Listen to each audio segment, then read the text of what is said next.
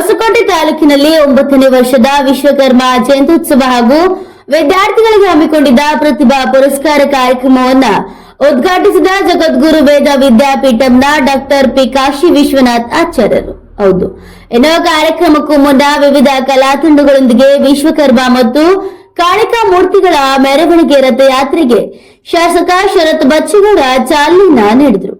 ಇನ್ನು ತಾಲೂಕು ಅಧ್ಯಕ್ಷ ಸುರೇಶ್ ಮಾತನಾಡಿ, ಹೊಸಕೋಟೆ ತಾಲೂಕಿನಲ್ಲಿ ವಿಶ್ವಕರ್ಮ ಸಮಾಜದ ಸಮುದಾಯ ಭವನ ಹಾಗೂ ಜಕಣಾಚಾರಿಗಳ ಪ್ರತಿಮೆ ನಿರ್ಮಾಣ ಮಾಡಬೇಕೆಂದು ಈಗಾಗಲೇ ಶಾಸಕ ಶರತ್ ಬಚ್ಚೇಗೌಡ ಅವರಿಗೆ ಮನವಿ ಮಾಡಿದ್ದು, ಇದಕ್ಕೆ ಸಂಬಂಧಿಸಿದಂತೆ ಸಂಬಂಧಪಟ್ಟ ಅಧಿಕಾರಿಗಳು ಮಾಹಿತಿ ಸಹ ತಿಳಿಸಿದ್ದು, ಡಿಸೆಂಬರ್ ಅಂತ್ಯದಲ್ಲಿ ನಮ್ಮ ಸಮುದಾಯ ಬೇಡಿಕೆಗಳನ್ನ ಈಡೇರಿಸುವ ಭರವಸೆ ಇದೆ ಅಂತ ತಿಳಿಸಿದ್ರು.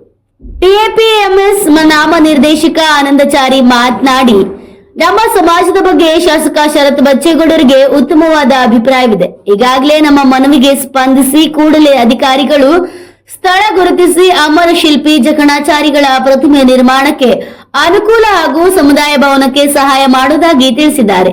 ಅದರಂತೆ ಜನವರಿ 1ರ ಒಳಗೆ ಪ್ರತಿಮೆ ನಿರ್ಮಾಣ ಸ್ಥಳಾವಕಾಶಕ್ಕೆ ಪತ್ರ ಸಹ ನೀಡಿದ್ದಾರೆ ಅಂತ ತಿಳಿಸಿದರು. NK news bureau, Hosakote.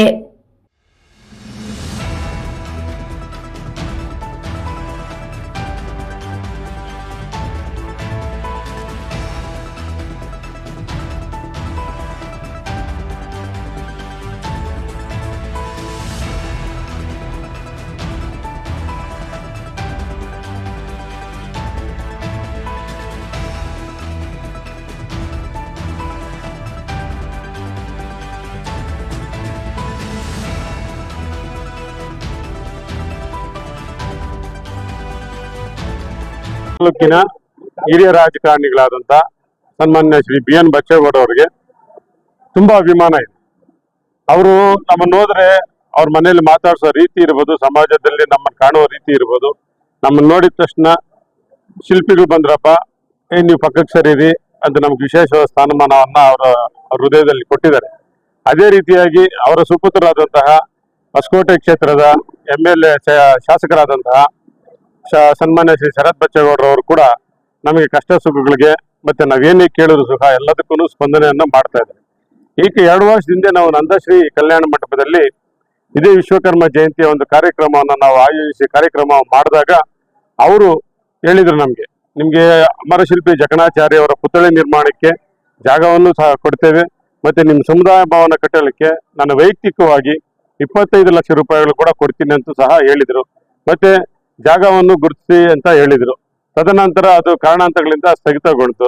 ಈಗ ಮೊನ್ನೆ ಅವ್ರ ಮನೆಗೆ ನಾವು ಭೇಟಿ ನೀಡಿ ಈ ಕಾರ್ಯಕ್ರಮಕ್ಕೆ ಬರಬೇಕು ಅಂತ ಆಹ್ವಾನ ಕೊಟ್ಟು ಹೋದಾಗ ಸಂಘದ ನಮ್ಮ ಪದಾಧಿಕಾರಿ ಎಲ್ಲರ ಮುಂದೆನೂ ಸಹ ಅವರು ನಮ್ಗೆ ಹೇಳಿದ್ದಿಷ್ಟೇ, ಕಾರ್ಯಕ್ರಮಕ್ಕೆ ಬರ್ತೇನೆ, ಕಾರ್ಯಕ್ರಮಕ್ಕೆ ನಮ್ಮದೇನಾದ್ರೂ ಒಂದು ಕಾಣಿಕೆ ಬೇಕಾ ಅಂತ ಅವ್ರು ಕೇಳಿದಾಗ ನಾವು ಒಕ್ಕೋರಲಾಗಿ ನಾವೆಲ್ಲರೂ ಸೇರಿ ನಾವು ಅವರಿಗೆ ಕಳ್ಕಳಿಯಿಂದ ಮನವಿ ಮಾಡಿದ್ದಿಷ್ಟೇ, ನಮಗೆ ಜನವರಿ 1ನೇ ತಾರೀಕು ಒಳಗಡೆ ಅಲ್ಲಿ ಹೊಸಕೋಟೆಯಲ್ಲಿ ಎಲ್ಲಾದ್ರೂ ಒಂದು ವೃತ್ತದಲ್ಲಿ ಅಮರಶಿಲ್ಪಿ ಜಕಣಾಚಾರ್ಯ ಅವರ ಪುತ್ಥಳಿ ನಿರ್ಮಾಣ ಮಾಡೋದಕ್ಕೆ ಸ್ಥಳಾವಕಾಶ ಕೊಡ್ರಿ ಅಂತ ಕೇಳಿದಾಗ ಅವರೇ ತಮ್ಮ ಲೆಟರ್ ಅನ್ನ ಕೊಟ್ರು ನಮ್ಗೆ. ಅದನ್ನ ಈಗ ನಾವು ತಹಸೀಲ್ದಾರ್ ಅವ್ರಿಗೆ ಕೊಟ್ಟಿದ್ದೇವೆ. ಅವರು ಈಗ ಅದನ್ನ ನಮ್ಗೆ ಸ್ಥಳವನ್ನ ಪುರಸಭೆ ಲಿಮಿಟ್ಸ್ ಅಲ್ಲಿ ನಮ್ಗೆ ಸ್ಥಳವನ್ನ ಕೊಡ್ತೀನಿ ಅಂತ ಮಾತು ಕೊಟ್ಟಿದ್ದಾರೆ.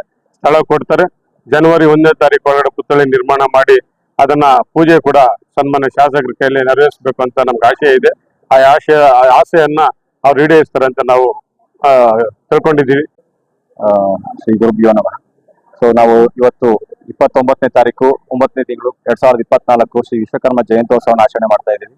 ಮತ್ತು ಈ ಕಾರ್ಯಕ್ರಮ ಮುಖ್ಯವಾಗಿ ನಾವು ಮಾಡಿದ್ದು ನಮ್ಮ ಯುವ ಪೀಳಿಗೆಗಳು ಏನಿದ್ದಾರೆ ಅವರು ವಿದ್ಯಾವಂತರಾಗಬೇಕು, ಬುದ್ಧಿವಂತರಾಗಬೇಕು ಮತ್ತು ಒಳ್ಳೊಳ್ಳೆ ಅಧಿಕಾರಿಗಳಾಗಬೇಕು ಅನ್ನೋ ಒಂದು ಉದ್ದೇಶಕ್ಕೆ ನಾವು ಇವತ್ತು ಶ್ರೀನಿವಾಸಾಚಾರ್ಯರು ಮತ್ತು ಮಾಳಿಗಾಚಾರ್ಯರು ರಿಟೈರ್ಡ್ IAS ಆಗಿರುವಂತವ್ರನ್ನ ಎಲ್ಲಾನು ಕರೆದು ಅವರ ಹಿತವಚನದಿಂದ ನಮ್ಮ ಯುವ ವಿದ್ಯಾರ್ಥಿಗಳಿಗೆ ಎಲ್ಲರಿಗೂ ಸಂದೇಶ ಏನ್ ಕೊಡ್ತಾ ಇದೀವಿ ಅಂತ ಹೇಳಿದ್ರೆ, ಅವರು ಎಲ್ಲರೂ ಓದಿ ಒಳ್ಳೊಳ್ಳೆ ಬುದ್ಧಿವಂತರು, ವಿದ್ಯಾವಂತರು ಮತ್ತು ಒಂದು ಒಳ್ಳೆ ಅಡ್ಮಿನಿಸ್ಟ್ರೇಟಿವ್ ಡಿಪಾರ್ಟ್ಮೆಂಟ್ ಅಲ್ಲಿ ಕೆಲಸ ಸಿಗ್ಬೇಕಂದ್ರೆ ಏನೇನೋ ಅವರ ರೂಪರೇಷೆಗಳು ಮಾಡಬೇಕು, ಒಂದು ಕನಸನ್ನು ಕಂಡು ಮುಂದಿನ ದಿನಗಳಲ್ಲಿ ಏನ್ ಮಾಡಬೇಕು ಅನ್ನೋದನ್ನ ಸಂಪೂರ್ಣವಾಗಿ ಅವ್ರ ಎಫರ್ಟ್ ಅನ್ನು ಹಾಕಿ ಅವರು ವಿದ್ಯಾವಂತರು ಒಂದು ಪೊಸಿಷನ್ ಬರಬೇಕು ಅಂತ ಹೇಳಿ ನಾವು ಕಳಕಳಿಯಿಂದ ಕೇಳ್ಕೊತೀವಿ.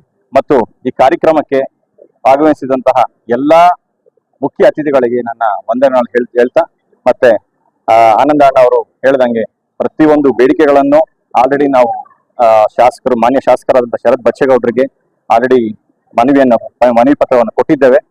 ಅತಿ ಶೀಘ್ರದಲ್ಲೇ ನಾವು ಅಮರಶಿಲ್ಪಿ ಜಕಣಾಚಾರ್ಯ ಪುತ್ಥಳಿಯನ್ನು ಸ್ಥಾಪನೆ ಮಾಡ್ತೀವಿ ಅಂತ ಹೇಳ್ಬಿಟ್ಟು ಈ ಸಂದರ್ಭದಲ್ಲಿ ಹೇಳೋದಕ್ಕೆ ಇಷ್ಟಪಡ್ತೇವೆ.